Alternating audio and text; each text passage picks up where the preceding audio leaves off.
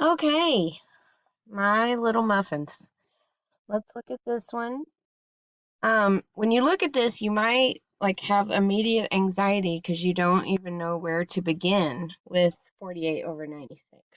So if you happen to do that, don't panic. What I recommend is looking at a multiplication table. And this is, going to be the easiest way for you to find factors that go into both 48 and 96.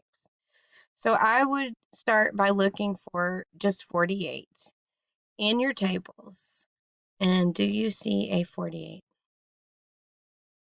Okay, yeah, I see it several places. So 48 has um a lot of factors because it's such a large number.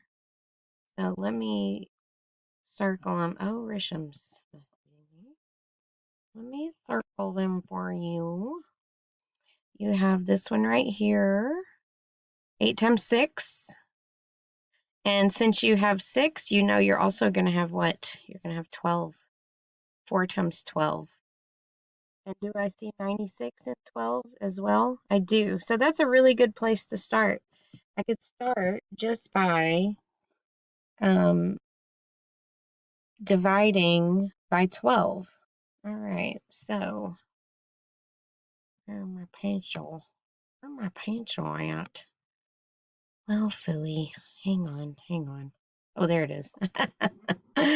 Everybody quit looking. Okay, so 48 divided by 12. Another way I can think about that is 12 times something box equals 48. Don't ever be intimidated by division just because you are not familiar with it, because you're all familiar with math, with multiplication, and I know that because I've been shoving it down your throat for the last 5 months. Okay, so if I divide the numerator, I have to divide the denominator, and I would get 4 over what? 8? Well, that's pretty simple. We all know this one. What is that? That's not the simplest form because there is a number that I can use to make both of those smaller.